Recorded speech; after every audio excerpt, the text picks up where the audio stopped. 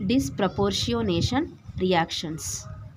In redox reactions means oxidation and reduction occur. In which reactions oxidation and reduction reactions occur, that reactions are called as redox reactions.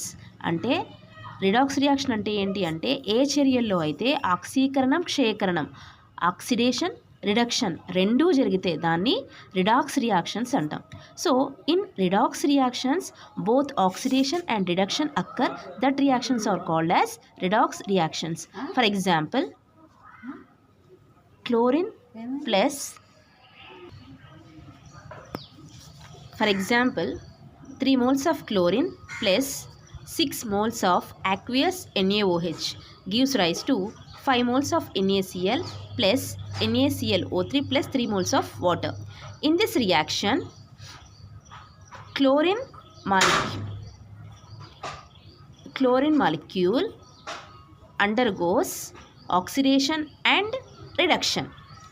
Disproportionation reactions means the same element, the redox reactions, the same element undergoes oxidation and reduction is called as disproportionation reaction. అంటే ఒకే మూలకము ఆక్సీకరణం క్షయకరణం రెండూ చెందితే దాన్ని డిస్ప్రపోర్షియోనేషన్ reaction అంటాం.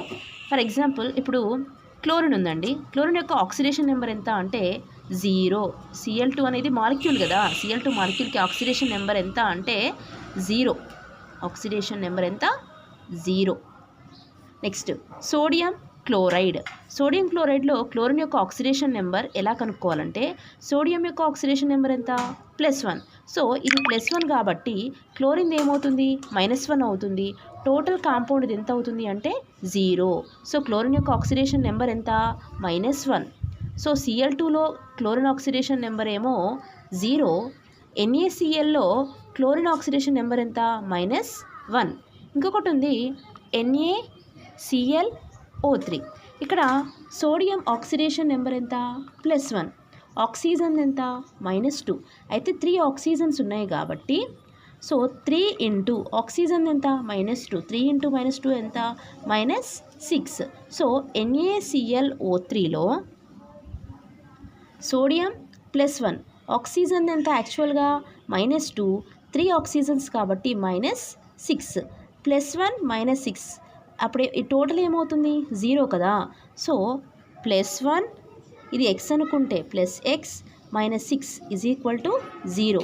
x - 5 = 0. x = +5. So chlorine oxidation number is